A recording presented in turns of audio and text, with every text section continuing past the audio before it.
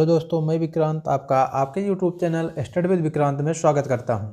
और आज हम देखते हैं डेली करंट अफेयर्स की श्रृंखला में 13 नवंबर 2020 से सभी इम्पोर्टेंट क्वेश्चन जो विभिन्न परीक्षाओं में पूछे जा सकते हैं। तो 13 नवंबर 2020 से सभी इम्पोर्टेंट क्वेश्चन देखते हैं और इसमें हम 10 क्वेश्चन देखते हैं और 10 क्वेश्चन के नीचे आपको मिलेगा अभ्यास प्रश्न, जिसका आपको उत्तर कमेंट बॉक्स में लिख कर देना है। आपको अगर उसके बारे में और कुछ जानकारी है तो आपको उसको लिखना है। तो शुरू करते हैं। पहला क्वेश्चन है, अंतर्राष्ट्रीय बर्ड फेस्टिवल की मेज़बानी करने वाला कौन सा जिला है?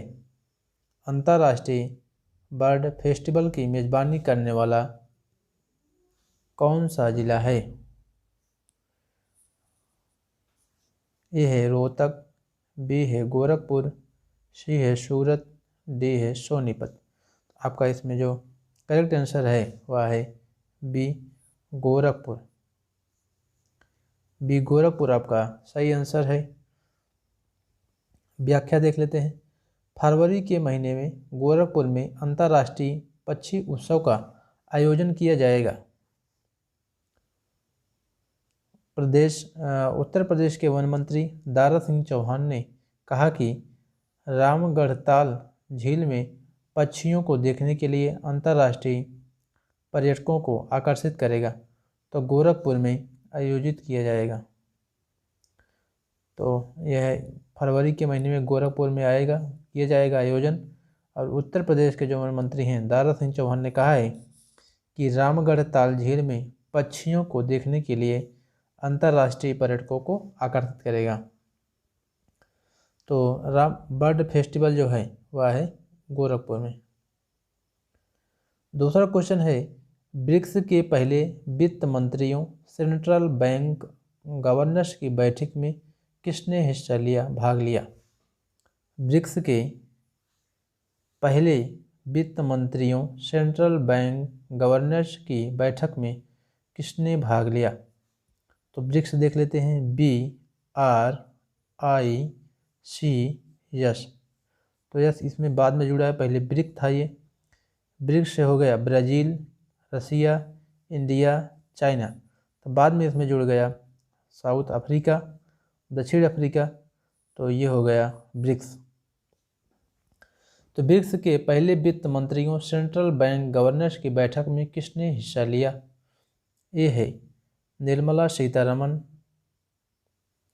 बी है नरेंद्र मोदी, सी है स्मृति ईरानी, डी है राजनाथ सिंह। तो आपका जो इसमें करेक्ट आंसर है वह है ए निर्मला सीतारमण। तो निर्मला सीतारमण जी ने लिया है इसमें भाग, जो वित्त मंत्रियों और सेंट्रल बैंक गवर्नर्स की बैठक में हिस्सा लिया है। क्योंकि वित्त मंत्री यही हैं तो वही हिस्सा लेंगी। देखते हैं इसके स्पष्टीकरण व्याख्या में। तो व्याख्या है, वित्त और कारपोरेट मामलों के मंत्री निर्मला सीतारमण ने शुक्रवार को ब्रिक्स के रूसी अध्यक्षता में पहली ब्रिक्स वित्त मंत्रियों और केंद्रीय बैंक गवर्नर्स FMCBG बैठक में भाग लिया। तो वित्त मंत्री निर्मला सीतारमण जी ने ब्रिक्स के बैंक ऑफ गवर्नर्स की मीटिंग में भाग लिया। तो इस प्रकार से आपका ए आंसर करेक्ट होगा। सी है। तीसरा क्वेश्चन है, किस राष्ट्र के राष्ट्रपिता ने महात्मा गांधी पर विशेष नृविज्ञान जारी किया?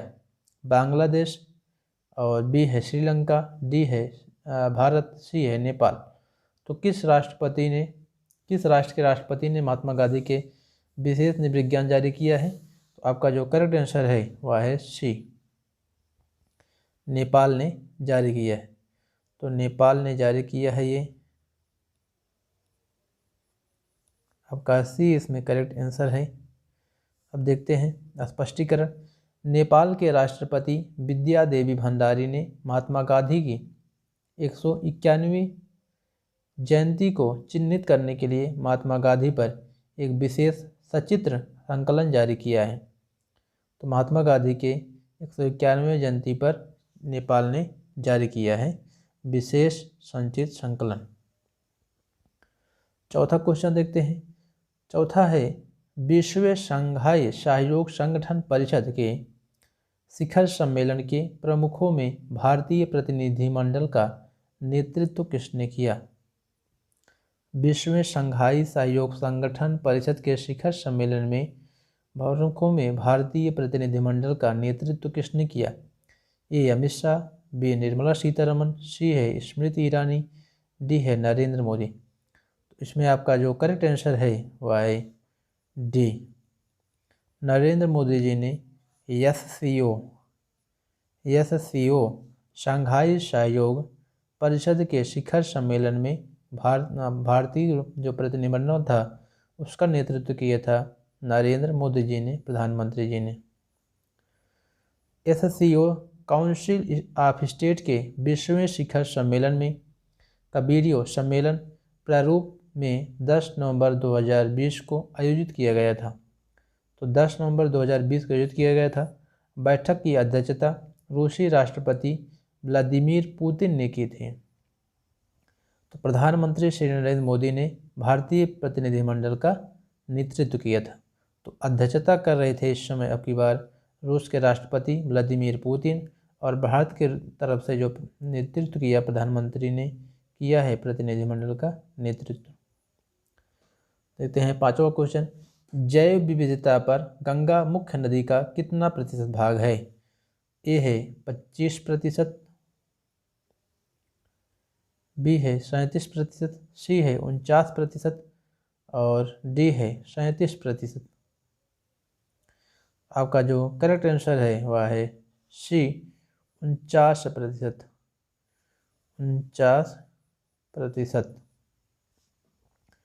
गंगा नदी का 49% हिस्सा जैव विविधता पर आधारित है और गंगा नदी में गंगा डॉल्फिन और ऊँट बढ़ गए हैं। यह इंगित करता है कि नदी में प्रदूषण का स्तर कम हो गया है और नदी स्वस्थ स्थिति में है। तो प्रदूषण घट रहा है, खासकर लॉकडाउन की वजह से प्रदूषण घटा है।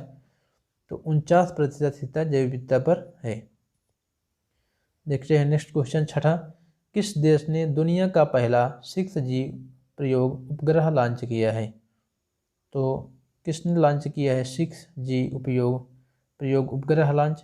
ए है जापान, सी है इंडिया, बी है इंडिया, सी है चाइना, डी है USA। तो आपका जो करेक्ट आंसर है वह है सी, चाइना ने लॉन्च किया है 6G उपग्रह प्रयोग करने के लिए। तो नेक्स्ट आते हैं सातवां क्वेश्चन। DRDO भवन में एंटी सैटेलाइट मिसाइल के मॉडल का अनावरण किसने किया? DRDO भवन में एंटी सैटेलाइट मिसाइल का मॉडल का अनावरण किसने किया? नरेंद्र मोदी, बी है राजनाथ सिंह, सी है नितिन गडकरी, डी है अमित शाह। तो आपका जो करेक्ट आंसर है वह है बी, राजनाथ सिंह जी ने किया है DRDO के एंटी सैटेलाइट मिसाइल का मॉडल का अनावरण, क्योंकि राजनाथ सिंह जी ही रक्षा मंत्री हैं। तो इस आधार पर उन्होंने DRDO में गए और एंटी सैटेलाइट मिसाइल का मॉडल का अनावरण किया। देखते हैं स्पष्टीकरण व्याख्या। DRDO का पूरा नाम है defence research and development organisation. भवन के अंदर स्थापित एंटी सैटेलाइट SAT मिसाइल का एक मॉडल केंद्रीय रक्षा मंत्री श्री राजनाथ सिंह द्वारा अनावरण किया गया था। SAT मॉडल की स्थापना DRDO बिरादरी को भविष्य में इसे कई और चुनौतीपूर्ण मिशनों के लिए प्रेरित करेगी। तो राजनाथ सिंह जी ने इसका अनावरण किया है। DRDO की जो स्थापना हुई थी, DRDO की स्थापना हुई थी 1958 में, 1958 में, और इसका जो मुख्यालय है वह है दिल्ली में। DRDO का मुख्यालय है दिल्ली में, और DRDO जो चीफ हैं उनका नाम है डॉक्टर जी सतीश रेड्डी। तो डॉक्टर सतीश रेड्डी इस समय हैं DRDO के चीफ। आठवां क्वेश्चन है, रामायण के लेंस के माध्यम से थवास्मी जीवन और कौशल नामक पुस्तक का शुभारंभ किसने किया? थवास्मी जीवन और कौशल नामक पुस्तक का शुभारंभ किसने किया? ए है वेंकैया नायडू, बी है नितिन गडकरी और सी है नरेंद्र मोदी, डी है रामनाथ कोविंद। तो जो पुस्तक है थवास्मी जीवन और कौशल, इसका अनावरण किया है, शुभारंभ किया है वेंकैया नायडू जी ने। उपराष्ट्रपति वेंकैया नायडू जी ने इसका शुभारंभ किया है। तो भारत के प्रथम उपराष्ट्रपति थे डॉक्टर सर्वपल्ली राधाकृष्णन। इनका जन्म हुआ था 5 सितंबर 1888 में। 5 सितंबर 1887 में इनका जन्म हुआ और 1975 में इनकी डेथ हुई। 1952 से 72 तक ये राष्ट्रपति रहे। तो 52 से 72 तक 10 साल 2 बार उपराष्ट्रपति रहे। और वर्तमान उपराष्ट्रपति हैं वेंकैया नायडू जी। यहाँ पर आप उपराष्ट्रपति बना लीजिए। तो उपराष्ट्रपति थे वेंकैया नायडू जी। और भारत के संविधान का अनुच्छेद 63 यह उपबंध करता है कि भारत का एक राष्ट्रपति होगा। तो 63 के तहत भारत का एक उपराष्ट्रपति होगा। नेक्स्ट क्वेश्चन देखते हैं 9वां। किस राज्य ने संचार समाधान मोबाइल एप्लीकेशन लॉन्च किया है? किस राज्य ने संचार समाधान मोबाइल एप्लीकेशन लॉन्च किया है? मध्य प्रदेश, उड़ीसा, राजस्थान, तमिलनाडु। आपका जो करेक्ट आंसर इसमें है वह है बी, उड़ीसा ने लॉन्च किया है संचार समाधान मोबाइल एप्लीकेशन। तो नवीन पटनायक ने शुरू किया सेचा समाधान। तो संचार समाधान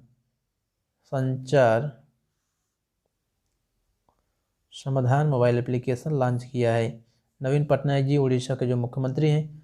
उड़ीसा के मुख्यमंत्री नवीन पटनायक ने एक द्विभाषी मोबाइल एप्लीकेशन लॉन्च किया है। और देखते हैं यहाँ पर हमने ये मैप लिया है। ये है मैप उड़ीसा का मैप है ये। देखते हैं यह किसानों के सामने आने वाली सिंचाई समस्याओं को उनके बिना संबंधित क्षेत्रों का दौरा किए संबोधित करेगा। तो जो संचार मोबाइल एप्लीकेशन है उड़ीसा में लॉन्च किया गया है नवीन पटनायक जी द्वारा। तो किसानों के लिए है जो दौरा कि यह संबोधित करेगा कि कहाँ सिंचाई की आवश्यकता है। अन्य देखते हैं तो उड़ीसा के जो मुख्यमंत्री हैं उनका नाम है नवीन पटनायक। उड़ीसा के मुख्यमंत्री हैं नवीन पटनायक। राज्यपाल हैं गणेशी लाल। तो विधानसभा की सीट है 147 और लोकसभा की सीट है 40 और राज्यसभा की सीट है 10।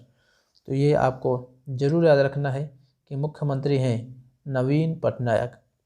तो नवीन पटनायक हैं मुख्यमंत्री उड़ीसा के और राज्यपाल हैं गणेशी लाल। विधानसभा की कुल सीट है 147, लोकसभा की सीट है 20, राज्यसभा की सीट है 10। और उड़ीसा में जो प्रमुख अभयारण्य है एक उसमें है प्रमुख सिमलीपाल अभयारण्य। यहाँ पर हम लिख देते हैं सिमलीपाल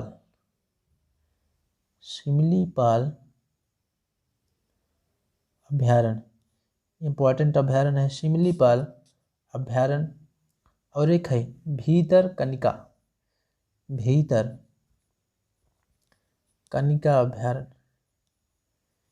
सिमलीपाल भीतरकनिका अभयारण्य। और इसमें आप याद कर लें एक है चिल्का झील अभयारण्य। तो ये भी याद रख लीजिएगा चिल्का झील अभयारण्य। तो चिल्का झील अभयारण्य आप याद कर लीजिए।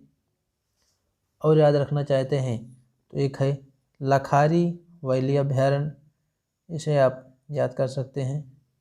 तो भीतरकनिका, चिल्का झील अभयारण्य, सिमलीपाल अभयारण्य 3 तो आपको अवश्य याद होने चाहिए। नेक्स्ट देखते हैं 10वां क्वेश्चन। किस राज्य सरकार ने 925 मेगावाट सौर पार्क विकसित करने के लिए एनटीपीएस ने नेशनल थर्मल पावर कम्युनिकेशन के साथ समझौता ज्ञापन पर हस्ताक्षर किया है? उत्तर प्रदेश, गोवा, गुजरात, राजस्थान। आपका इसमें जो करेक्ट आंसर है वह है डी, राजस्थान के साथ राज्य सरकार ने किस राज्य ने किया है? तो राजस्थान ने किया है एनटीपीसी के साथ हस्ताक्षर। तब देखते हैं यह राज्य है, इसमें हम 36 ज़िले हैं कुल राजस्थान के। और ये देखिए बीकानेर है, जैसलमेर है, बाड़मेर, जलार, उदयपुर और जयपुर ये राजधानी है। राजस्थान की। देखते हैं राजस्थान के बारे में। तो मुख्यमंत्री हैं अशोक गहलोत। राजस्थान के मुख्यमंत्री हैं जो वर्तमान समय में कांग्रेस के हैं, उनका नाम है अशोक गहलोत। राज्यपाल हैं कलराज मिश्र। केवलादेव राष्ट्रीय उद्यान भरतपुर में जो है बहुत माना जाना अभ्यारण्य है, इसे आप याद रखिएगा। और आपको हम बताएं तो राजस्थान में है, एक है रणथंभौर अभ्यारण्य। तो रणथंभौर अभ्यारण्य आपको याद रख सकते हैं। रणथंभौर हम यहाँ पर लिख देते हैं, रणथंभौर अभ्यारण्य एक है रणथंभौर अभ्यारण्य, एक है सरिस्का अभ्यारण्य। सरिस्का अभ्यारण्य आप याद कर लीजिए, रणथंभौर, सरिस्का और केवलादेव तो याद ही आप कर लिए। और एक है माउंट आबू अभ्यारण्य। तो माउंट आबू अभ्यारण्य, माउंट आबू अभ्यारण्य याद कर लीजिए। रणथंभौर, सरिस्का, केवलादेव, माउंट अभ्यारण्य, माउंट आबू, इसे आप याद रखिएगा। फिर देखते हैं विधानमंडल जो है एक सदनी है।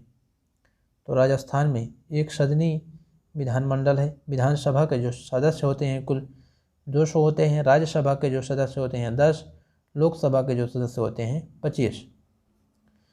तो भारत का पेरिस किसे कहा जाता है? जयपुर को।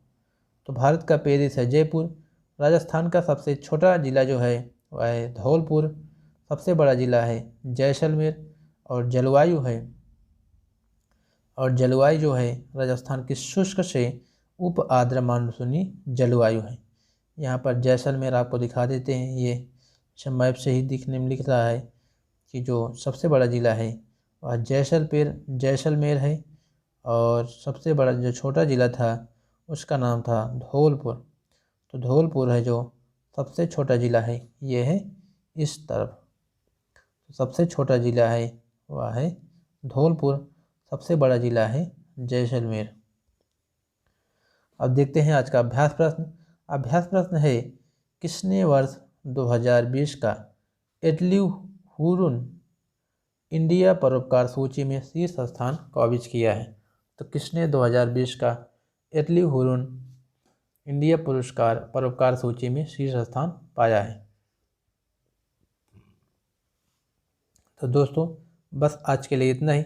वीडियो देखने के लिए बहुत बहुत धन्यवाद। हमारे चैनल को लाइक, सब्सक्राइब और शेयर करना मत भूलिएगा। तो स्टडी विद विक्रांत चैनल को आप सब्सक्राइब करिएगा, लाइक करिएगा और शेयर करिएगा अपने मित्रों के साथ। तो दोस्तों बहुत मेहनत से बनाया जाता है, इसे आप ज़रूर देखिएगा लास्ट तक।